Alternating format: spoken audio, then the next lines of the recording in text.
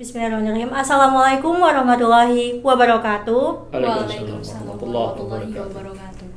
Selamat datang di podcast Fuad TV. Oke, pada kesempatan kali ini kita kedatangan narasumber dari Fakultas Usuluddin Adab dan Dakwah, yaitu Bapak siapa Pak? Saya Haji Fimer Liadi. Bapak Fimer. Bapak Fimer ini merupakan salah satu dosen yang terkenal akan keramahannya. Pokoknya paling ramah, sering negur gitu, kenal nggak kenal. Bapak apa kabar nih? Alhamdulillah baik. Kesibukannya apa nih Pak sekarang? Ya kalau sibuk ya. Selalu ya Pak. Apalagi Bapak kan wadek. Iya, tugas rutin kita melayani mahasiswa, melayani dosen, melayani masyarakat. Nah itu ya kegiatan rutin. Kalau disebut sibuk sih ya sibuk. Sibuk tidak juga. Apa nih Pak planning ke depannya? Yang pasti kami mengabdi untuk membawa Fuad ini biar cemerlang. Selalu ya Pak. Sesuai visi misinya Fuad. Iya, yang pasti Fuad itu memang beda ya. Artinya bedanya kita punya visi yang insya Allah akan terjangkau ya, dan akan menjadi fakultas yang ramah apa saja ya. Termasuk menjadi fakultas yang berintegritas, yang memiliki jiwa keilmuan yang terintegritas gitu ya. Semua dosennya harus baik gitu. Harus handal, mahasiswanya pinter gitu ya, cerdas, cendekia, itu harus begitu. Dan salah satu kemajuan Fuad sampai sekarang adalah adanya Fuad TV ya Pak. Iya. Salah satu programnya adalah Fuad Podcast. Siapa tahu nanti ada Fuad Talkshow, Fuad apa gitu ya Pak? Ya bisa jadi ya. Oke.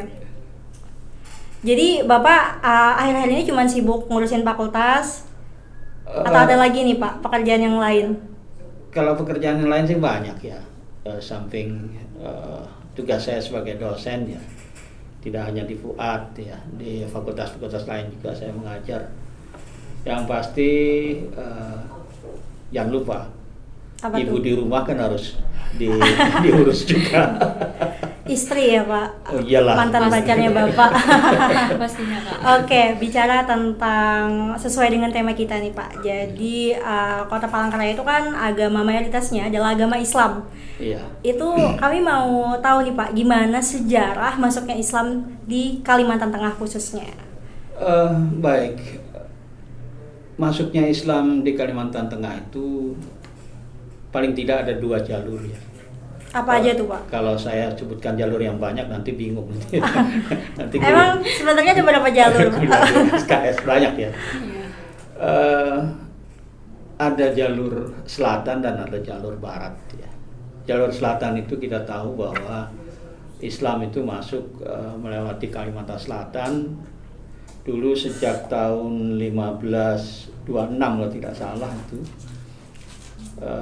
Masuknya Islam ke daerah Kapuas ya 1526 dan perluasannya itu pada 1810 sehingga masuk ke sampai Timpa, sampai Palangkaraya sini, sampai ke Tangkiling gitu ya.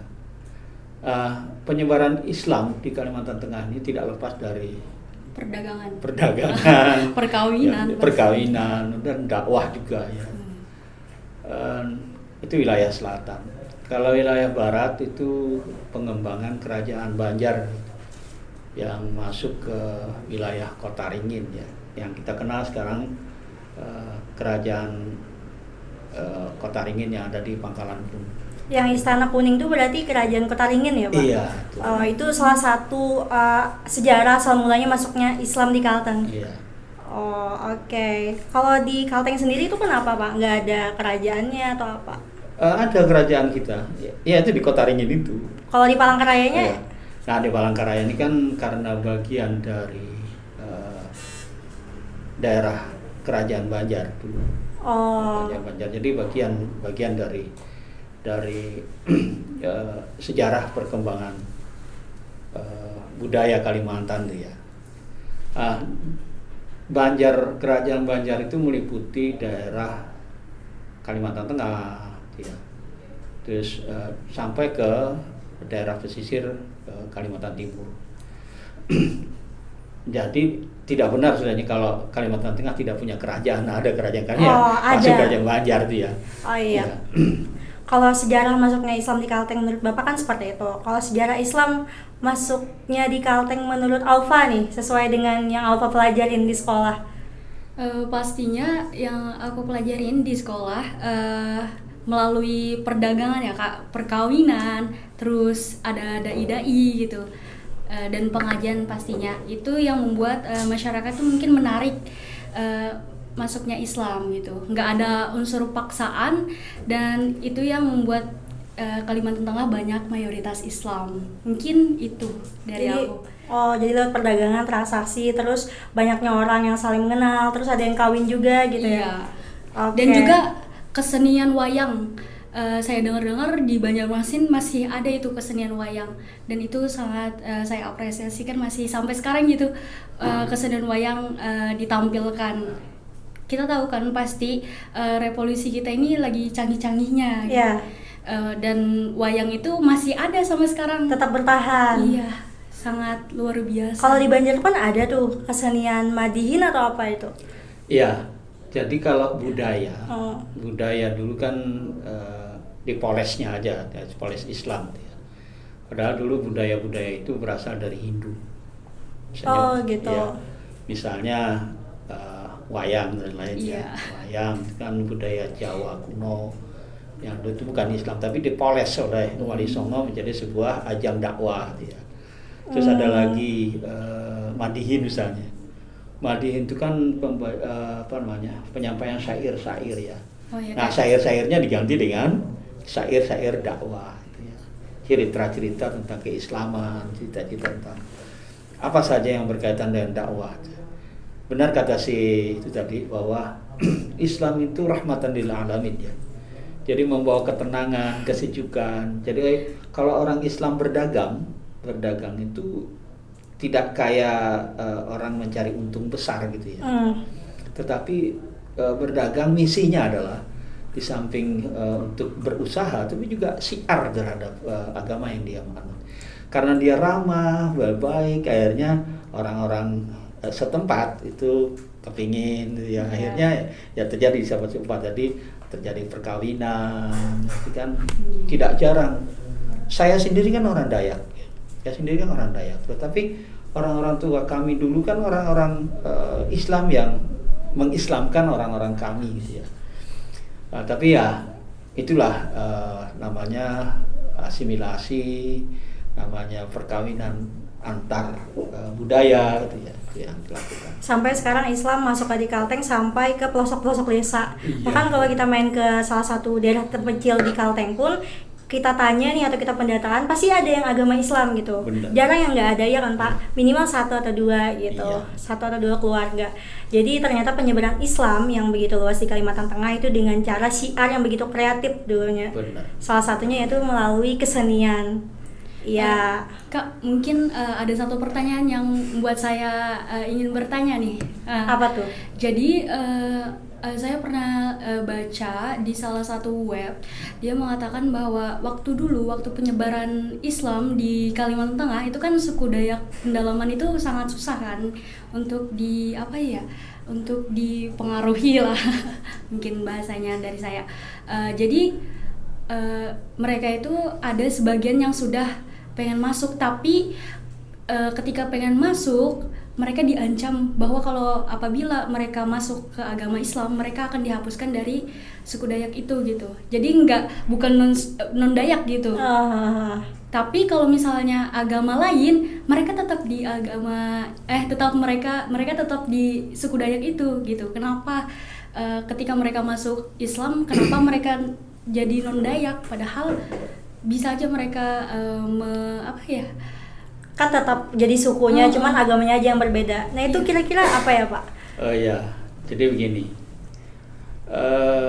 fenomena itu hanya asumsi ya. Saya orang Dayak, gitu. Ya tetap jadi Dayak, gitu ya. Meskipun saya Islam. Ya. leluhur saya kan juga dihormati meskipun kami berbeda. Keluarga-keluarga saya juga masih banyak orang Dayak, tetapi ada hal-hal yang kita tidak bisa ikut mereka, misalnya prosesi ibadah mereka. Ya sudah, tapi kita dengan toleran, dengan legowo kita bantu mereka, karena itu kan keluarga kita juga.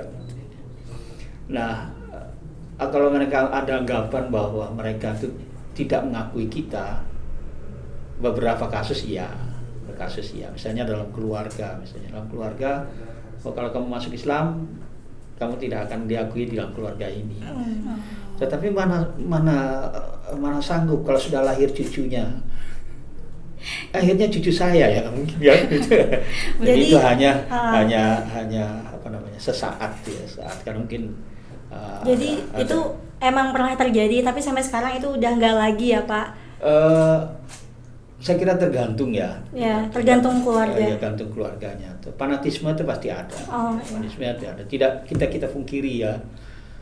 Kebetulan juga kemarin saya habis dapat tugas upah mini riset melakukan penelitian. Jadi di Palangkaraya itu sendiri itu banyak banget keluarga yang dalam satu kepala keluarga itu terdiri dari perbedaan etnis. Jadi misalkan mamanya Dayak atau enggak ayahnya Jawa, pokoknya kayak gitu. Terus ketika saya tanya gimana tuh cara menghadapinya, cara menyikapinya, apalagi terutama yang dari suku Dayak, gimana tuh cara menerima orang yang pengen jadi keluarga tapi kan beda suku. Dan ternyata jawaban mereka adalah kita saling adaptasi, toleransi. Ternyata masih banyak loh orang yang menerima akan perbedaan itu gitu, nggak yang terlalu fanatik. Makanya Kalimantan Tengah ini tidak bisa diadu domba dengan agama. Iya. Ya. Karena di mana? Seperti saya, paman saya masih ada yang Katolik, masih ada yang Kristen, ada yang bukan Islam kan gitu ya. Masa mereka harus kami bunuh-bunuhan? Nggak mungkin kan? Iya, bahkan di kota Palangkaraya itu sendiri kan disebut sebagai bumi Pancasila. Benar. Itu artinya kita saling menerima bahwa Pancasila itu hidup gitu di kota Palangkaraya. Kita saling kuat persatuan, apapun asumsi atau apapun yang disebarkan ke kita agar kita percaya itu nggak bisa ya Pak. Benar. Karena kita kuat gitu. Iya. Rumah Betang itu, ya, asas rumah Betang itu, di situ banyak budaya, bahkan agama. Ya. Mereka jadi satu bergaul, saling membantu, saling toleransi, saling asah, saling asuh, gitu ya. Tidak apa-apa ya. Tetapi kalau sudah niat pada akidah, lakum dinukum waliyadin, ya mereka menyelenggarakan agama mereka, kita menyelenggarakan agama kita, tidak mencampur adukan antara keyakinan masing-masing. Tapi kita tetap keluarga. Iya. Luar biasa ya Pak, nenek moyang kita tuh mencontohkan sedetail itu loh. Benar. Mulai dari kayak rumah betang, kita diajarkan gimana cara menerima perbedaan dengan berbagai kepala keluarga dalam satu rumah. Benar. Terus juga saya pernah dengar tuh Pak, katanya nenek moyang kita tuh juga mengajarkan kita gimana caranya bercocok tanam atau menebang pohon. Yang mau tua nggak semuanya harus ditebang gitu.